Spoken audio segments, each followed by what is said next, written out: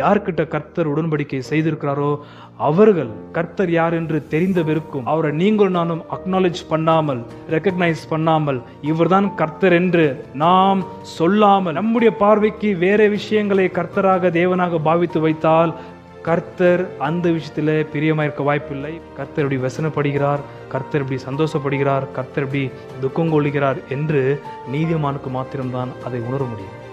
இருந்த இயேசுநாதர் தான் கர்த்தர் என்று உங்களால் நிரூபிக்க முடியுமா? என்னுடைய தேவன் தான் கர்த்தர், என்னுடைய கர்த்தர் தான் தேவன் என்பதை ஒரு நீதிமான் மற்றவங்களுக்கு நிரூபிப்பான். நீதிமானுடைய ஊக்கமான ஜெபத்திற்கு எப்போதும் பயங்கரமான பலன் உண்டு. என்ன அந்த பலன்? உங்களுடைய ஜெபம் அதிக வல்லம் உள்ளதா இருக்கிறது. மலையை பார்க்கலாம், நெருப்பை பார்க்கலாம். கர்த்தருக்கு மாத்திரம் நீங்கள் பண்ற ஜெபத்தில் பொருத்தனை நிறைந்த அந்த பொருத்தனையில் அவருக்கு மகிமை சேருமே. ஆனால் ஒட்டுமொத்த இயற்கையின் வல்லமை ஒரு நீதிமானுடைய ஜெபத்திலே அடங்கும்.